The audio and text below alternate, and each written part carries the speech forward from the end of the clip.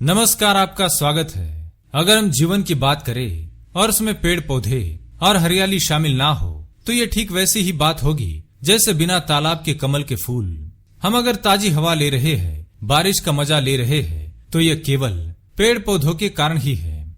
हम ये कल्पना भी नहीं कर सकते हैं कि पेड़ों के बिना हमारी ये सृष्टि कैसी दिखेगी। और आज के समय में तो पेड़ों की कीमत और भी ज्यादा बढ़ गई है, क्योंकि हमारे आसपास इतना प्रदूषण और केमिकल फैला हुआ है जिससे हम साफ हवा भी ग्रहण नहीं कर सकते।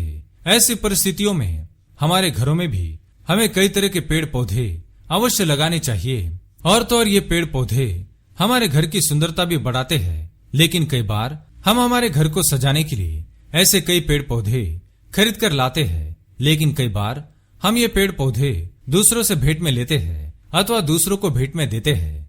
पौधों को लगाना और उन्हें बांटना बहुत अच्छी बात है, किंतु हम आपको एक जरूरी सूचना देना चाहेंगे कि वास्तुशास्त्र में कुछ ऐसे पेड़ पौधों के बारे में बताया गया है जिन्हें दूसरों से भेंट में लेना या दूसरों को भेंट करना वर्जित माना गया है। शास्त्र में कहा गया है कि यदि आप ऐसे पौधे किसी को भेंट करते हैं तो आपकी समृद्धि और सफलता आपसे दूर चली जाती है। तो चलिए जान लेते हैं वह कौन से पौधे हैं जो कभी दूसरों के घर से हमारे घर पर नहीं लाने चाहिए और हमारे घर से दूसरों को नहीं ले जाने देना चाहिए। पर उससे पहले अगर आपने चैनल को अभी तक सब्सक्राइब नहीं किया है तो इसे सब्सक्राइब कर लीजिए, साथ ही वीडियो को लाइक करना ना भूले। सबसे पहली बात, कांटेदार पौधे जैसे कैक्टस, बोनसाई इत्यादि।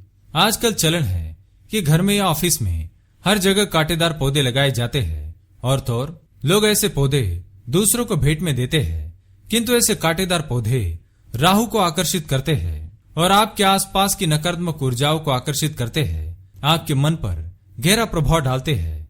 ऐसे पौधों को घर में या कार्यालय में लगाने से आपके आक्रोश में वृद्धि हो सकती है।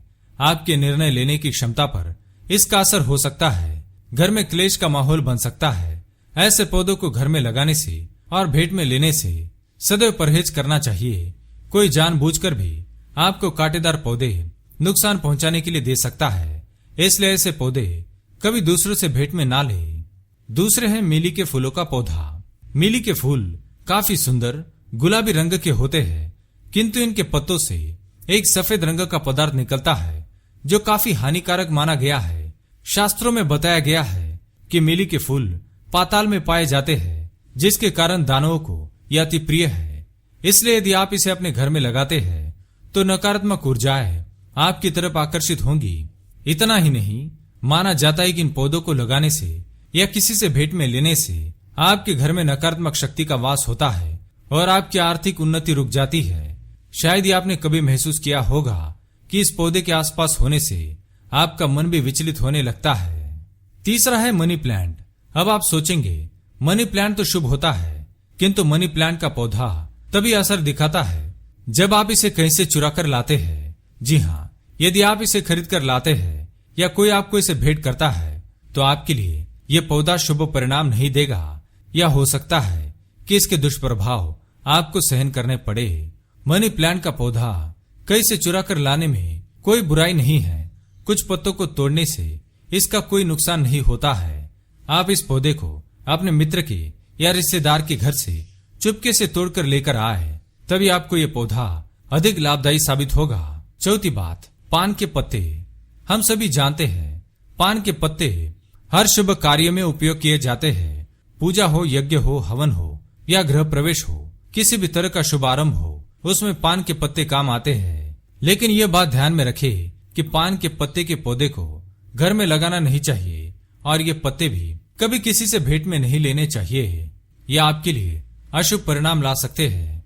पान के पत्तों को सदैव खरीद कर लाना चाहिए और याद रखें, न ही किसी को पान के पत्ते भेंट में दे और न ही पौधा। यह आपको और आपसे भेंट लेने वाले व्यक्ति को लाभदायी साबित नहीं होगा।